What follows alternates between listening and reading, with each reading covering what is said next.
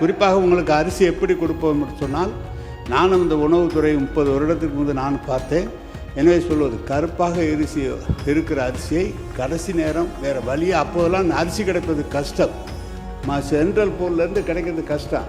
அப்போ அது 1 மாதத்துக்கு 1/2 மாதத்துக்கு கொடுப்பாங்களே தவிர, நம்முடைய மாண்புமிகு உணவுத்துறை அமைச்சர் சக்கரபாணி வந்த பிறகு பாதுகாப்பான குடோன் எந்த காலத்திலும் எந்த உணவு, அவரும் உணவு அமைச்சராக இருந்தார், நானும் உணவு அமைச்சராக இருந்தேன். ஆனால் அவர் தான் நிறையா கட்டினார். அவருடைய காலத்தில் நம்முடைய தளபதி அவர்கள் அதுக்காக நிதி ஒதுக்கி நெல்லை நனையாமல் கொண்டு சென்றது சக்கரபாணி.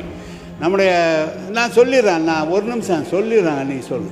நம்முடைய அவை முன்னவர் சொல்கிறார், ஆட்டுக்கு மாட்டுக்கெலாம் இல்லை, இன்றைக்கி ரேஷன் அரிசி எல்லா மக்களும் சாப்பிட்றாங்க. நீங்கள் உணவு வச்சிங்க, இன்னைக்கு ரேஷன் அரிசி. காரணம், ரேஷன் அரிசி சாப்பிடுகிற போது அந்த சர்க்கரை அளவு குறைகிற காரணத்தால் எல்லா மக்களும் அதை எடுத்து கொண்டிருக்கிறார்கள். நீ எப்படி காலையில் எழுந்திரிச்சோன்னா நெல்லிக்காய் ஜூஸ் குடிப்பேன்னு பேட்டி கொடுக்குறியா, அது மாதிரி இன்றைக்கு ரேஷன் அரிசியை எல்லா மக்களும் பயன்படுத்தி கொண்டிருக்கிறார் என்பது உண்மை.